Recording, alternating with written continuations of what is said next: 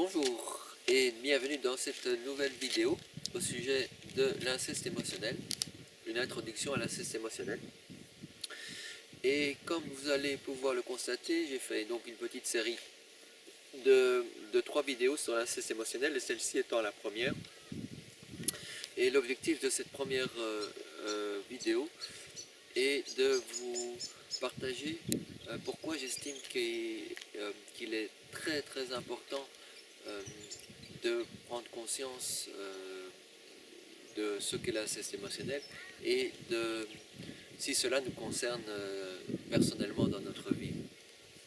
Donc l'inceste émotionnel étant cette relation développée généralement par un parent avec un de ses enfants qui prend le rôle de substitut du partenaire du parent ou le rôle d'un partenaire quand le parent n'a pas de partenaire. Et c'est donc une relation euh, qui n'est pas saine dans le sens où ce n'est pas le rôle d'un enfant d'être le partenaire de son parent. Alors pourquoi est-ce très important? Parce que ce type de relation est très courante, particulièrement dans le monde occidental, et est très ignorée, euh, inconnue à mon avis, et sous-estimée au niveau des répercussions euh, dans la vie tout au long de la vie en tant qu'enfant et en tant qu'adulte, en termes de souffrance et de dysfonctionnement. Alors, moi-même, j'ai mis beaucoup de temps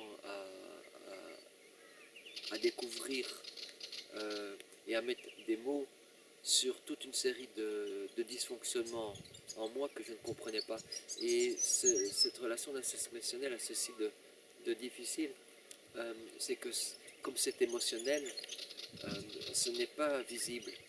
Donc c'est très difficile comment dire, d'en prendre conscience que c'est la réalité de ce qui se passe et que ce n'est pas normal.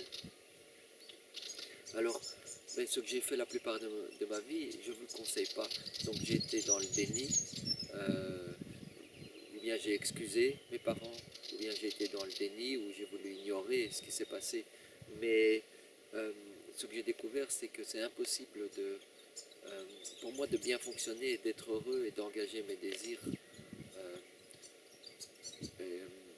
dans ma vie sans identifier et comment dire et guérir les symptômes les causes de ces dysfonctionnements qui sont liés à mon enfance. C'est comme si vous voulez, l'adulte porte un fardeau sur ses épaules qui ne lui appartient pas et qui lui a été mis sur ses épaules par son parent dans son enfance. Alors ça crée énormément de douleur, ça crée énormément de souffrance dans toutes les relations chez un enfant et à l'âge adulte, y compris dans les relations intimes de partenaires et les relations avec les enfants.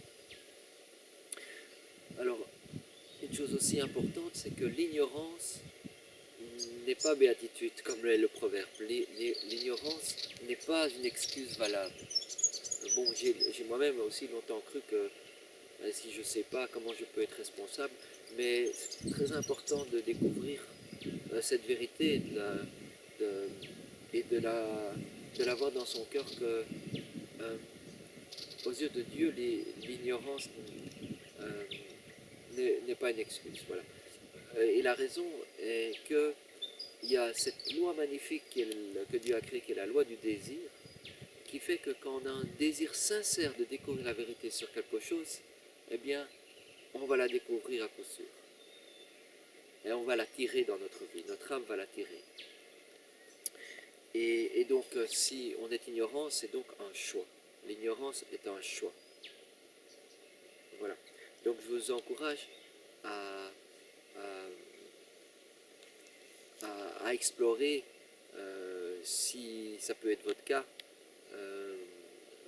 donc d'avoir vécu un inceste émotionnel ou de le vivre avec vos enfants, de l'avoir vécu ou pas. Alors, aller dans le sens de se blâmer, se punir, s'autodétruire, je connais ça très bien. Et je ne vous le conseille pas du tout, ça crée juste plus de souffrance encore.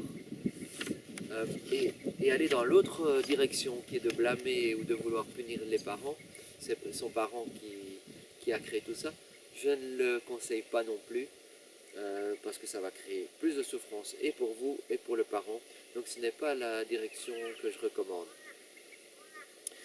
Ce que je pense, c'est que notre besoin en tant qu'adulte et le besoin sur la planète aujourd'hui, c'est une éducation.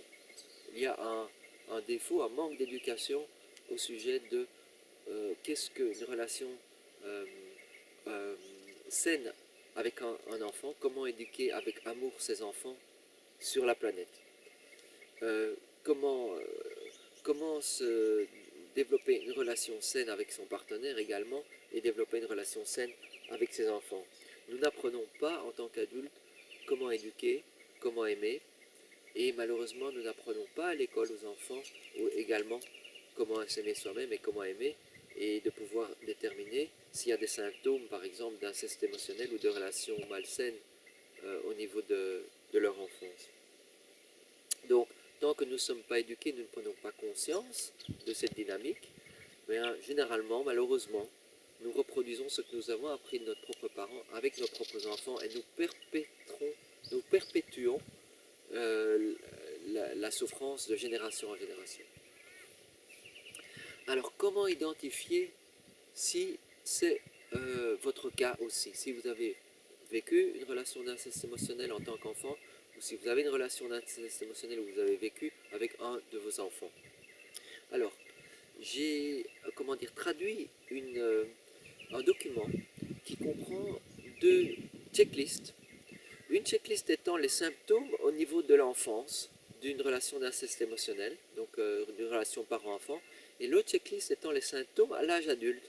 Donc tous les symptômes qu'on peut découvrir chez soi qui ont généralement la cause qu'il y a eu une relation d'inceste émotionnel avec un de ses parents.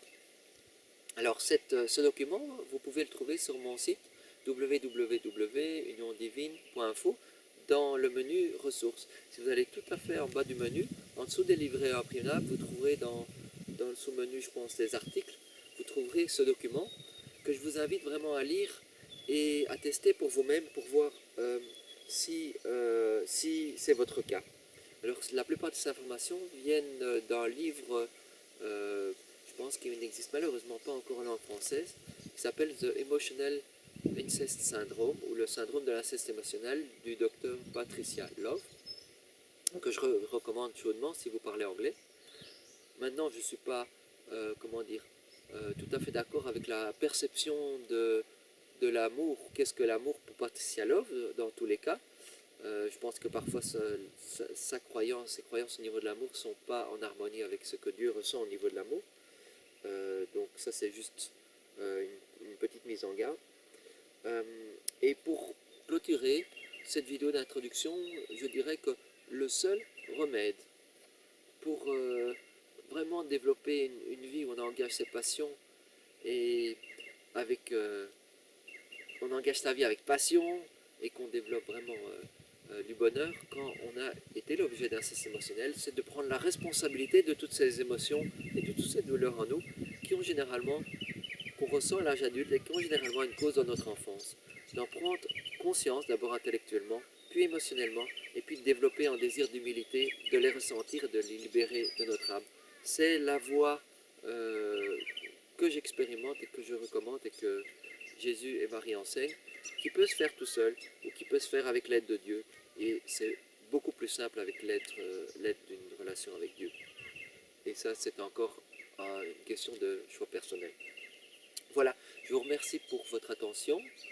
Et puis, je vous invite à regarder les deux vidéos suivantes. La première étant une illustration de ma propre relation d'inceste émotionnel, ce que j'ai découvert sur la relation avec ma maman et tous les effets terriblement néfastes et douloureux que ça a dans ma vie.